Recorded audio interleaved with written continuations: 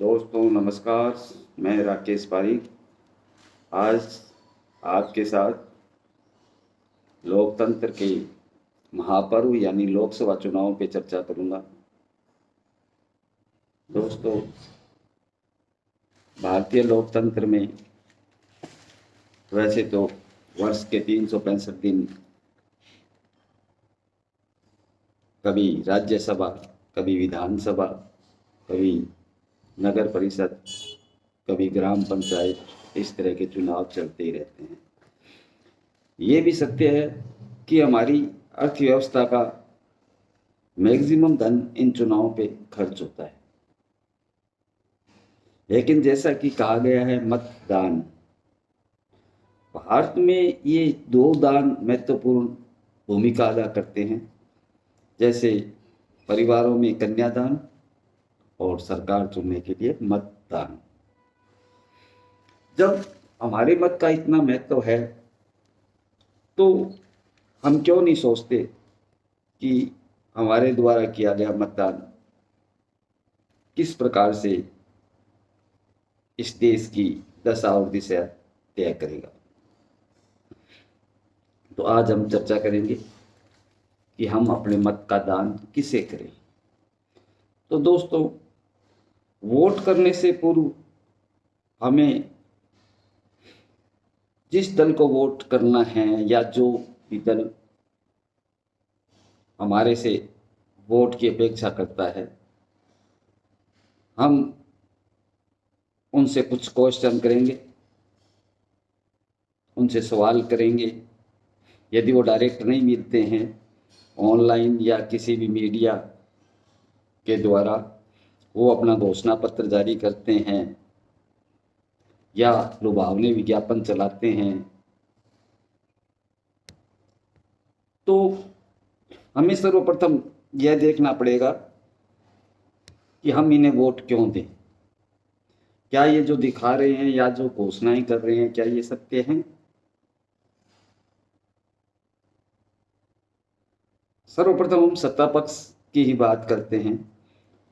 तो अमूमन हम किसी भी पार्टी को 5 साल का समय देते हैं चुनाव के द्वारा कि 5 साल में वो कितना कार्य कर पाती है, और उसके किए गए 5 सालों के कार्य का आकलन करने के पश्चात ही हम नेक्स्ट मतदान करते हैं। लेकिन हम सौभाग्यशाली हैं कि इस बार जो दोनों महत्वपूर्ण मेन पार्टियां गठबंधन के साथ चुनाव लड़ रही हैं, दोनों ही राजनीतिक दलों ने 10-10 वर्षों के लिए इस देश पर लगातार शासन किया। तो सर्वप्रथम हम सत्ता पक्ष जो अपने घोषणा पत्र के द्वारा या विज्ञापनों के द्वारा जो अपनी उपलब्धियां बता रहा है और आगामी अपने कार्य की रूपरेखा दर्शा रहा है, तो हमें उसे देखना होगा। और गूगल सर्च करेंगे हम या मीडिया के किसी अन्य माध्यम से सर्च करके पता करेंगे कि या ये झूठ बोल रहे हैं या इनके कहे हुए सभी वाक्य सही हैं। सर्वप्रथम दोस्तों, हमारा सवाल होना चाहिए युवाओं के लिए। तो अभी हम वर्तमान सरकार से क्वेश्चन करेंगे कि आप 2014 से 2024 तक 10 साल सत्ता में रहे, आपने नवयुवकों के लिए, युवाओं के लिए आपने कौन से कार्य किए हैं। जैसा कि जब आप सत्ता में आए थे 2014 में, तो आपने सभी युवाओं से 2 करोड़ रोजगार प्रतिवर्ष देने की बात की थी। यह आपके घोषणा पत्र में भी था और आपने मंच से भी बोला था। तो उसकी अपेक्षा कर तो आप बिल्कुल 10% भी कोई उपलब्धि हासिल नहीं कर पाए हैं।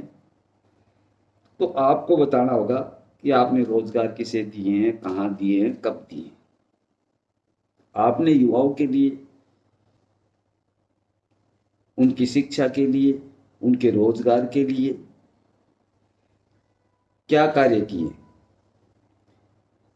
भारत का प्रत्येक युवा थोड़ी सी मेहनत करके विदेश में पढ़ाई करने के लिए सोचता है, विदेश में इंजीनियरिंग वगैरह, मेडिकल वगैरह की पढ़ाई के लिए सोचता है। तो ऐसा हमारे देश भारत में क्यों नहीं हो सकता? आपने कौन से मेडिकल कॉलेज खोले हैं? आपने कौन से विश्वविद्यालय खोले हैं? कौन से टेक्निकल महाविद्यालय खोले हैं जहाँ पे हमारे युवा शिक्षा लें? क्यों हम इतना पैसा लगा करके बर्बाद करके विदेशों में पढ़ाई के लिए जाते हैं? आप हमारे युवाओं के लिए क्या कर पाए हैं और इसके अलावा आगे क्या करने की योजना है? आप इस पॉइंट को गूगल पे सर्च करें, पता करें कितने रोजगार मिले हैं। मैं आप सब युवाओं से कहना चाहता हूं। दूसरे पॉइंट पे आते हैं, किसानों के बारे में। मैं वर्तमान एनडीए सरकार से सवाल करता हूं कि आप पिछले 10 सालों में आपने किसानों के हित में कौन से निर्णय लिए? क्या किसानों की आय दुगनी हुई है? ये लोग रात रात जागते हैं, दिन में जागते हैं, खेती करते हैं, हमें इनकी मेहनत से अनाज प्राप्त होता है। तो क्या ये खुद भरपेट खाना खाकर सोते हैं?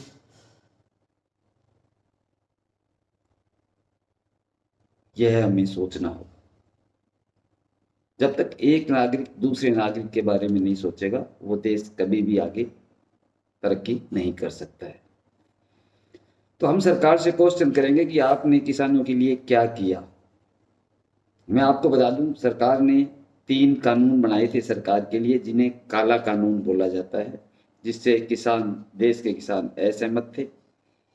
इसलिए उन कानूनों को वापस लिया गया। काफी दंगे हुए, झगड़े हुए,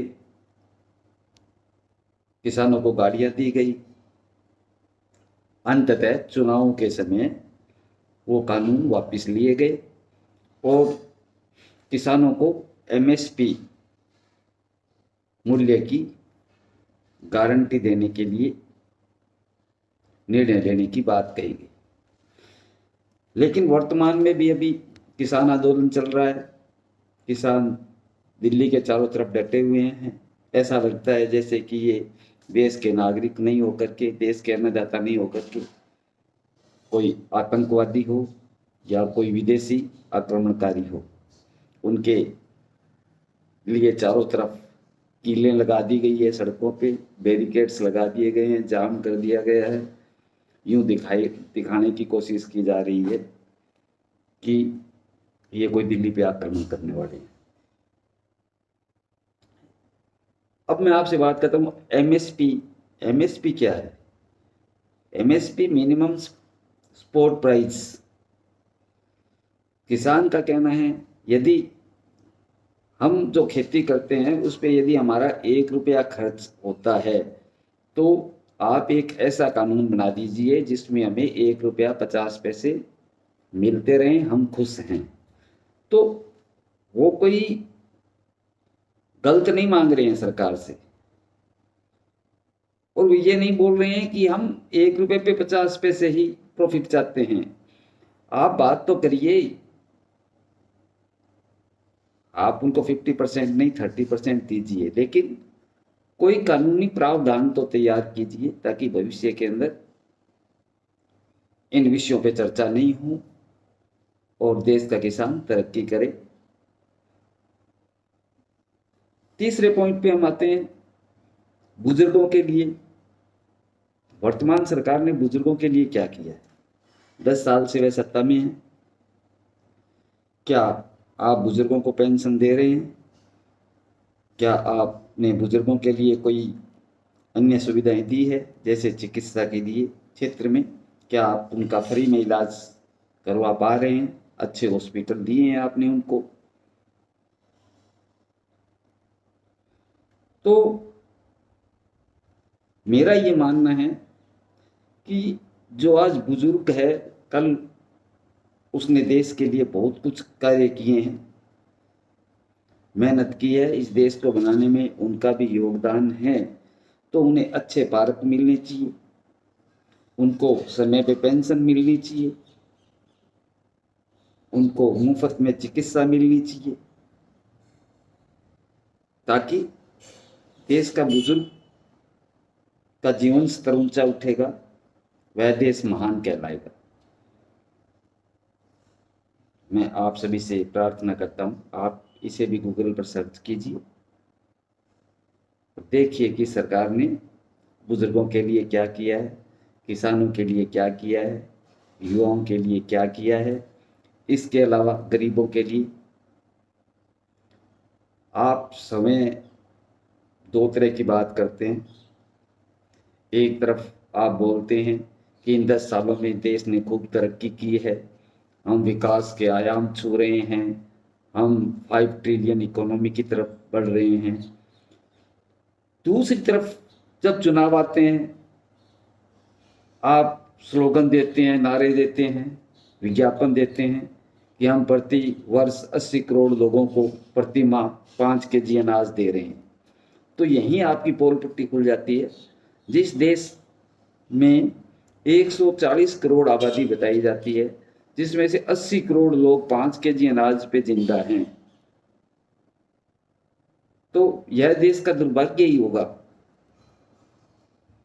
कि आज हमें 75 साल आजादी को हो गए और हमारे 80 करोड़ लोग 5 केजी अनाज पे जिंदा हैं।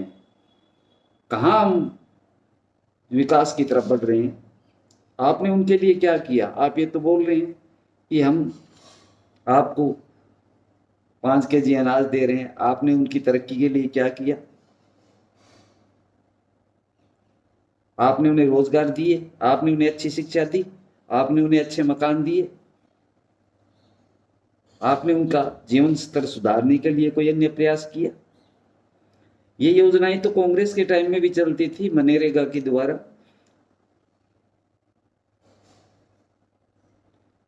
तो किसी बीमारी का इलाज उस अंग को काट देना नहीं है, आपने उसका इलाज करना होगा।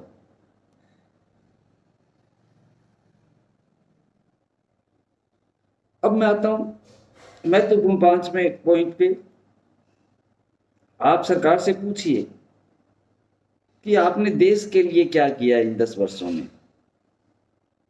क्या देश की सीमाएं सुरक्षित हुई हैं? क्या देश की सेना मजबूत हुई है? क्या हमारे पड़ोसी देश जो हैं, पड़ोसी देश, उनसे क्या हमारे रिलेशन अच्छे हुए हैं?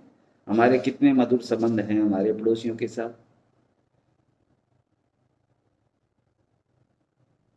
तो ये सब चीजें आपको बतानी होगी। अभी चर्चा करें तो आपने एक अग्निवीर नाम की योजना लॉन्च की थी, जिसमें बेरोजगारी की दर घटाने के लिए आपने भारतीय सेना को मजबूत करने की अपेक्षा बहुत ज्यादा कमजोर कर दिया। आप उन्हें 4 साल के लिए रोजगार दे रहे हैं। क्या ये कोई नॉर्मल ड्यूटी होती है? भारतीय सेना जिन्हें 4 साल की तो ट्रेनिंग मिलनी चाहिए, ताकि वो देश के लिए अपना सर्वस्व बलिदान कर सके, देश की सेवा कर सके, और आप उसे 4 साल में रिटायर कर रहे हैं। ये कहाँ की बुद्धिमानी है? फिर मान लो यदि वो 4 साल में युद्ध के दौरान उसको मृत्यु प्राप्त होती है, तो आप उसे शहीद का दर्जा नहीं दे रहे हैं।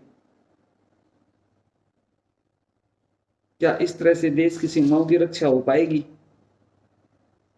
अब सारे आम युवाओं को बेवकूफ बना रहे हैं। देश की सुरक्षा अलग बात है, आप समय 5 साल के लिए चुन के आते हैं और देश के युवा को सेना की नौकरी पर 4 साल के लिए ठेके पर रख रहे हैं। यह तो अन्याय है। दूसरी तरफ कहा जा रहा है कि चाइना ने हमारे सैकड़ों वर्ग मीटर सीमाओं पे जमीन हथिया ली है। आप बोल रहे हैं ना कोई आया था ना कोई गया था। फिर हमारे सैनिक कैसे मरे? आज भी विपक्षी पार्टियों के नेता जाके आते हैं, वो बोल रहे हैं कि हमारी जमीन हथिया रहे हैं, वो वहां पे अपनी कॉलोनियां बसा रहे हैं, तो क्या आप इसको क्लियर नहीं कर सकते? क्या जो लोग बोल रहे हैं कि हमारी सीमाएं सुरक्षित नहीं हैं, वहां पे चीन ने कब्जा किया है, यदि वो झूठे हैं तो आप उनके खिलाफ मुकदमा दर्ज करिए, उन्हें सजा दीजिए, उनको ले जाके दिखाइए। अंत में सत्ता पक्ष के बारे में मैं और कुछ नहीं कहूंगा। अब मैं आता हूं विपक्ष पे। इसी तरह यदि विपक्ष अपना घोषणा पत्र जारी करता है, चुनाव के लिए आपसे किसी प्रकार के वादे करता है और करता है, तो मेरा ये कहना है कि उन्होंने भी 2004 से 2014 के बीच में शासन किया है। आप गूगल सर्च करिए, 2004 से 2014 के बीच में इस कांग्रेस नित्य गठबंधन सरकार ने, जिसे यूपीए कहा जाता था, यूपीए सरकार ने क्या क्या कार्य किए थे, उसकी क्या उपलब्धियां रही, उसने देश को कितना कहां नुकसान दिया, आप गूगल सर्च करिए, उसके पश्चात आपको पता चलेगा। फिर आप दोनों पार्टियों में कंपैरिजन करिए कि 2014 से पूर्व की 10 साल शासन करने वाली एक सरकार और एक वर्तमान 10 साल शासन करने वाली सरकार में से अच्छा कौन है। इसके लिए मैं आपको छोटे छोटे उदाहरण दूंगा। आप देखिए कि उस समय अंतर्राष्ट्रीय मार्केट में कच्चे तेल की दरें क्या थी और भारत में हमें डीजल, पेट्रोल, गैस किस रेट पे मिल रहे थे।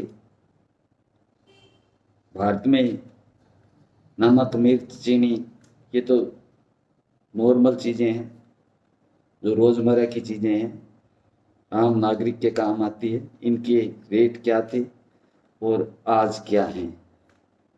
उसके पश्चात उन 10 वर्षों में कितने विश्वविद्यालय बने, कितने मेडिकल कॉलेज बने, कितने हाईवेज बने, और वर्तमान सरकार ने इन 10 सालों में कितना कुछ किया है।